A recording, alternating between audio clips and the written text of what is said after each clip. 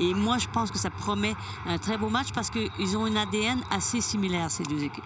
Deux équipes qui veulent jouer au ballon, deux équipes à la recherche de résultats qui jouent le haut du tableau depuis le début de cette première saison de la Super Ligue du Nord. C'était difficile pour les autres équipes de s'ajuster, mais maintenant, on voit clairement que les équipes se sont ajustées. Attention à cette frappe. Karpenko qui a dû se méfier. Placé pour faire l'arrêt. Là-dessus, ça a dévié. Regardez ici la course de Pridham. Elle réussit encore à récupérer le ballon.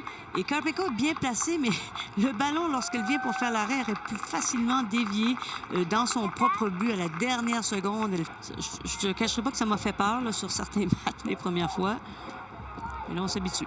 Delaney Pridham a aimé ça, elle, lors du premier match entre les deux équipes. Megan Sauvé tente de renverser le jeu vers Whittaker. Va finalement mettre le pied sur le ballon. Whittaker tente de glisser derrière.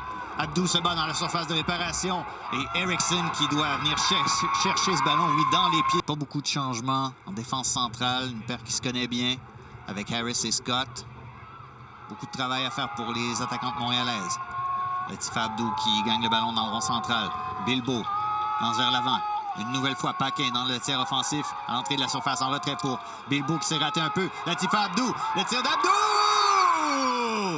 On l'attendait à ce but de Latifa Abdou. C'est venu par contre avec un tir raté de Charlotte Bilbo, mais Charlotte qui s'était bien avancée. Et regardez comment elle récupère ce ballon. Et là, on le sait, une fois que c'est sur son pied droit, elle peut marquer des deux pieds, mais une fois que c'est sur son pied droit, ça risque d'aller au filet assez rapidement, merci. Surtout si elle arrive à y mettre les lacets. Troisième but cette saison. Occasion sur phase arrêtée, donc pour le CF Rapide, 58e minute. Cho qui est au ballon pour l'équipe locale. L'entrée du petit rectangle à la tête! Oh, que c'est bien repris! Juste avant l'action que Chou généralement sert de très beaux ballons, mais regardez bien la course de Pridham. C'est pas possible d'oublier la meilleure marqueuse de la Ligue comme ça au deuxième poteau. Il faut la tenir beaucoup plus serrée. Il ne faut pas, et elle ne fait aucune erreur. Hein? Quelle belle reprise de la tête! Subtilement, redéplace ça dans le fond du filet, contrairement au déplacement de Karpenko. Arrivé à la muselée, Pridham tente de renverser. Elias qui a bien suivi l'action, mais il dit qu'elle l'a accroché, mais ça joue, dit Madame l'arbitre. Nouveau ballon dans la surface. Et qu'est-ce qu'on vient de rater du côté d'Ottawa?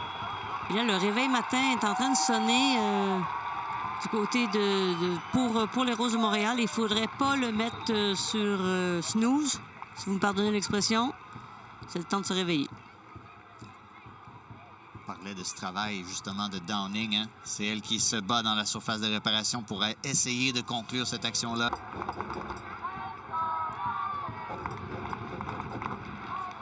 Abdou s'est bien joué dans le couloir. Smith s'est avancé. Tente de trouver une option. Ah, c'est Boychuk qui s'est offert en cible dans le petit rectangle. Une action glorieuse de Jody Smith qui a été patiente pour enfin trouver la buteuse. Et l'important est aussi là. Regardez, c'est Latifa Abdou qui va lui remettre le ballon en deux touches. Prend bien son temps cette fois-ci. Et elle est patiente, Jody Smith. C'est ça qui fait la différence. Elle a déjà repéré les joueuses qui s'amenaient dans la surface de réparation. Choisit finalement de remettre à Boychuk qui était très avancé contre la ligne défensive d'Ottawa. Et Montréal qui revient au score avec cette belle touche de balle redirigée dans le fond du filet. Le jeu de S1. Est-ce qu'il vient se présenter? Oui, attention, Bilbo. Ça va un coup à jouer pour Delaney Pridham.